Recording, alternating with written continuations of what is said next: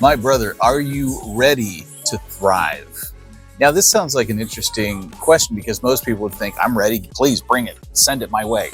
And yet, there's something that I want to share with you about the power of our beliefs that creates either negative or positive outcome towards the things we think we really, really want. The power of belief is an interesting one because whatever beliefs we have, you will steer your entire view of the world to wrap around it.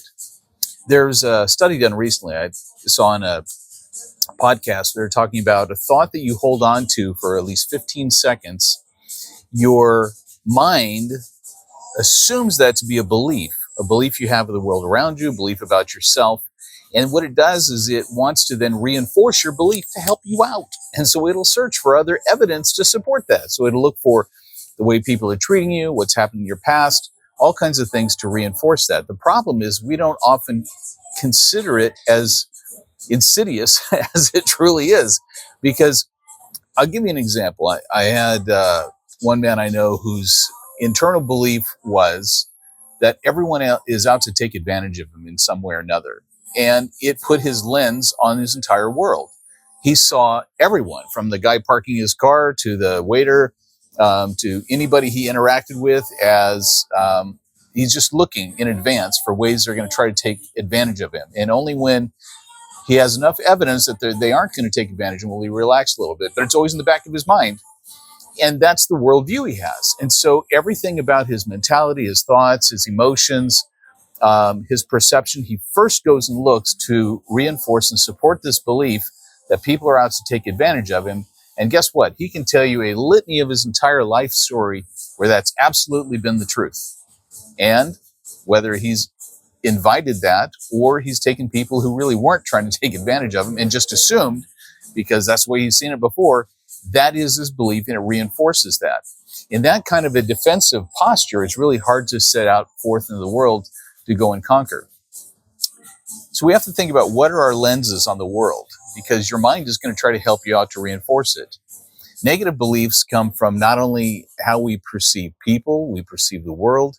Einstein famously said, and this one actually is attributed to him, he says, the most important decision you'll ever make in your life is whether you believe the universe is friendly or hostile.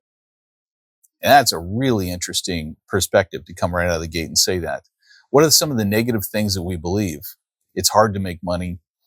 People don't want to work with me. I'm never going to get my body in shape. I'm not good with girls and relationships. And I always attract the wrong person. On and on and on it goes. What if you flip that on its head and just made some opposite assumptions for yourself? And in doing so, what you'll end up creating is the same effect. Dwell in it long enough with enough positive emotional energy, you'll set your mind to finding evidence to support the new positive belief that can help guide you towards the future that you really, truly want to have. The power of beliefs can't be understated. And understand this, that whatever beliefs you have, you didn't probably intentionally set out to create them. They simply came about as a byproduct of life experiences, and you had something that happened and you reinforced that belief. And so now it's true for you. Isn't it interesting how some people just seem to always be lucky?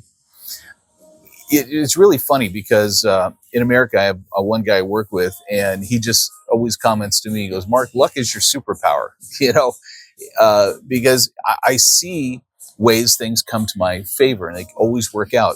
I've always said, because I've told you my stories before. I've had complete crash and burns. I've had times when I was making incredible money and then lost everything, built another business, lost that. But somehow through the process, even in the struggle, I've always had this internal dialogue where I says, somehow everything, no matter what happens, always turns out coming up like roses for me. I know that was my internal dialogue. And so in that belief, I go forward knowing that everything's going to work out. It's always going to work out better, and people are going to be surprised how well things work out for me. That's an internal belief, and I focus on that. I know it's true. And I'm really excited about the next phase that's coming up. I'm excited about doing things I envision, speaking, doing keynotes, really building not only more work for men, but also around my book. And this is something that I see coming. And so I'm looking for ways for it to come about. I just had a coaching call with a guy yesterday where we talked about just the power of showing up. I can't tell you how many times I've been somewhere and whatever I was working on, whatever idea I had, all of a sudden I would meet somebody. One time when I was in my late 30s and I had a chance to pitch a business in Silicon Valley, and I was way in over my head. These guys were titans, and it was during the dot-com boom, and everything was moving and shaking. And if I had a little more wisdom and experience, I probably could have finished that and got funding. But I didn't know enough what I was doing, and I took bad advice because I didn't know it was bad advice. But at the same time, I hit it with such energy and passion and zeal that I impressed some of these people that I was presenting to. And I later got 2 offers. One just got right off the bat, here, I'll give you 10 grand a month, help me out with this company. Another guy says, hey, I just became CEO of this other public build company, but you impressed me. I want to build a distributorship in California for our company, and I'm going to seed you with $100,000 and a generous commission package. So all of that would not have happened if I didn't go forward. So it's interesting because the thing I wanted to have happen was getting my business plan finished and having it presented to angel investors. Didn't finish, but I never would have had the abundance I had in the next opportunities if I didn't show up and try. So in a sense, it's just the belief that being in motion, you're going to find the thing that will work for you. My famous saying, you can't steer a parked car. I've been saying that for a dozen years, and it's funny, I'm hearing it popping up in different places now. So the truth is that there's a power of just being in motion. And the belief is that, this is another belief that I believe, you can't put out energy, ambition, and positive action and it not produce results positively for you somewhere. If you listen to these podcasts of CEOs and entrepreneurs, even some of the great business leaders of our day, they'll often tell you that whatever you start with probably won't be the product that ends up making money. PayPal didn't start off the way it was. They just, while they were in motion trying to do something else, they found this is what the market wanted. And boom, they took off, and obviously Elon sold it for a large amount. This is true with so many different products. Steve Jobs, I was just watching an interview with him that popped up in my feed where he was saying the problem that most entrepreneurs have is they don't understand that having a good idea, they think is 80% of the deal. It's not. The good idea is something to start with.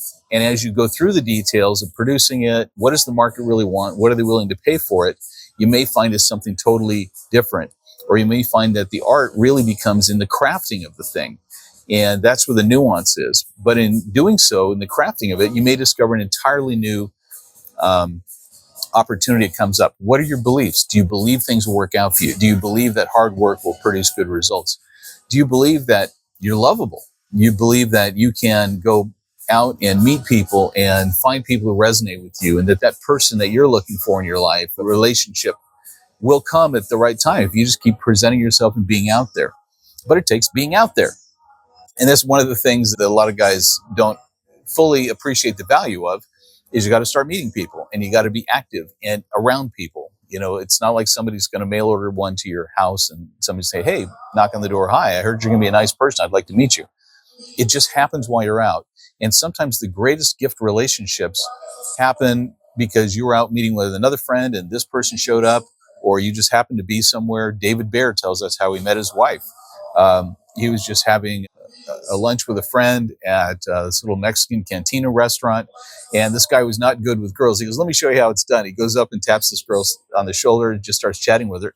It's now his wife. But he wouldn't have been there and done all of that if he hadn't shown up, and it wasn't even in his hometown. And so the power of beliefs that things work out for me, the power of beliefs that for the right person, I'm going to be so captivating to them.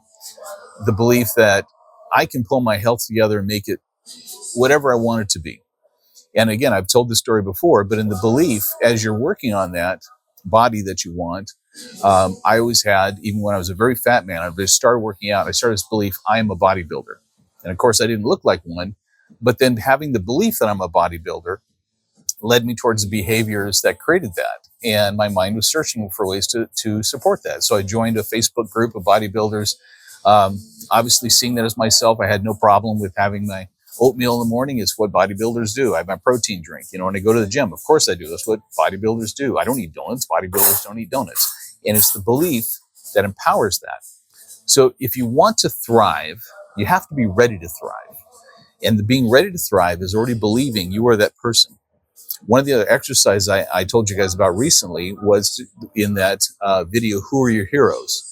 And I encourage you to go back and watch that if you haven't watched it yet. But in this exercise, when you identify people you respect, everybody has a different list. Everybody has somebody different that they respect, they admire, whether it's somebody from a movie they saw as a character that was like, wow, or somebody in their past who, an uncle or a friend who came and helped them at the right time, or you just respect the life they have. And I always say, list the characteristics of those people you admire, because those are being resonated from within you. Those are your characteristics. That's the man you're supposed to be.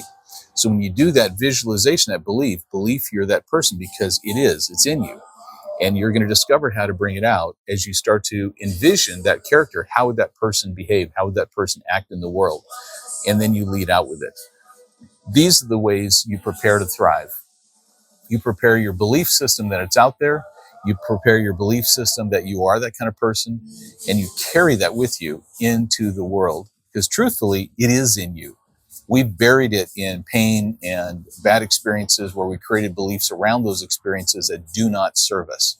So as we're again in sort of a launch for 2025, it's going to be a great year on so many levels for so many of us. We have to be ready, though, to see it. And you're not going to see the opportunities in front of you if you continue carrying negative beliefs, because your mind will only find those and you'll miss what's right in front of you. I want you to catch all of those this year. Thanks for watching, and I'll look forward to catching you on the next one. Be prepared to thrive. Strength and honor.